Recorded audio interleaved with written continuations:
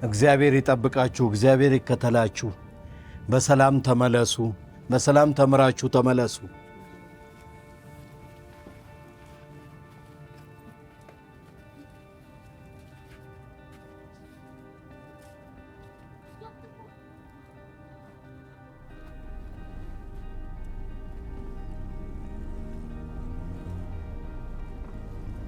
ሩቅ ቦታ ነው የምንማረው፣ ምክንያቱም አካባቢያችን ላይ ሰላም ስለሌለ ነው። እና ጥቃቱ ከተፈጸመብን በኋላ ከገባንም በኋላ ልጆች ምንም ተቀይረናል።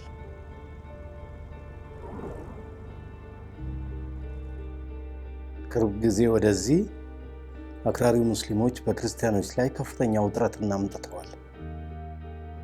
ይሄ የተጀመረው ውጥረት ወደ ጥፋት ነው የተለወጠው። ቤት ማቃጠል፣ ንብረት ማውደም፣ የሰዎችን የመደብደብ በጣም ለኔ አይደለም የተሰማኝ፣ እንደው ልጆቼ ላይ ነው ሐዘን የገባኝ። ልጆቼን በጣም እነዚህ ህፃናቶችን ይገሉብኛል ብዬ በጣም ስጋት ነበረኝ፣ ግን አመለጥን። በአንድ ቀን ወደ ጥፋት ወደ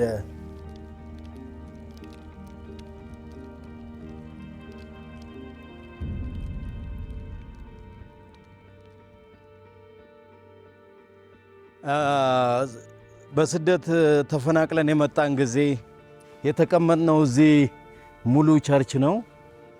ለ2 ወር ሙሉ እዚህ ግቢ ነው ያረፍነው እና የመጣነው የተሰደድነው 136 ሰዎች ነን። እንዳለ ከዚህ ጫፍ ጀምሮ እዛ ጋር ድረስ 8 ሰው ነው የሚያድረው። ከዛ በኋላ ከጀርባ ደግሞ ያው 4 ሰው ያድራል። አጠቃላይ 12 ሰው ነው። እቺ መንገድ ናት እና እዚህ መጥቼ ሳድር እንዳባት በጣም የተሰማኝ ይሄ ቦታ ባይኖር የት ነው መጠለያችን? የት ጎዳና ጥገኛ መሆኔ በጣም ነው የተሰማኝ። ይሄ ነው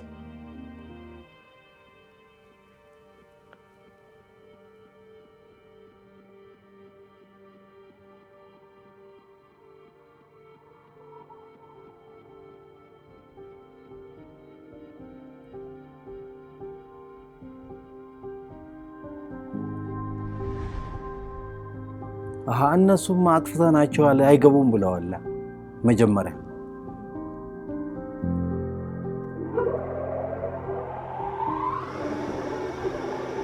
አንጠፋለን አላቸው። ወገኖቻችን አሉ፣ ይረዱናል። አዎ በመንፈሳዊ አቅጣጫ ብዙ ትልቅ ነገር ተሰምቶኛል። አንደኛ ስለኛ የሚጸልዩ ወገኖች መኖራቸውን ስላወቅኩ፣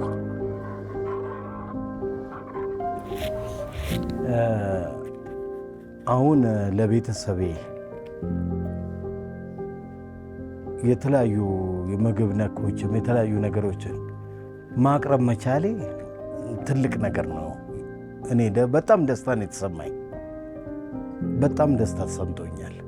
ከባዶነት ተነስቼ ማቅረብ መቻሌ በጣም ትልቅ ደስታ ነው የተሰማኝ። ሰላም ናችሁ ወይ? እንዴት ነው ትምህርት? አንድ ቀን በልተው እንዲውሉ ምክንያት ሆነውናል። የኔ ጌታ፣ ሁሉን ማድረግ የምትችል ጌታ ስሙ ይባረክ። አንተ ጥበቃህን አብዛልን በኢየሱስ ክርስቶስ ስም። ከተለያዩ ስደቶች ከተለያዩ ነገሮች ሁሉ እግዚአብሔር ሆይ አንተ አብዛን፣ አንተ ጠብቀን። ይህም በልተን ስናበቃ ለክብር እንድንቆም ዘንድ እርዳን። ላጡት አስብ በኢየሱስ ስም አሜን። እኛ ጋር የሚደረገው አድራጎትና በደል እየከፋ ነው ሄደው እና በኢትዮጵያ ላይ የሚደረገው የክርስቲያኖች በደል ተደብቆ መቅረት እንደሌለበትና ስለዛ መላው የዓለሙ ክርስቲያን ሁሉ ይሄንን ነገር እንዲያሰማልን እንጠይቃለን።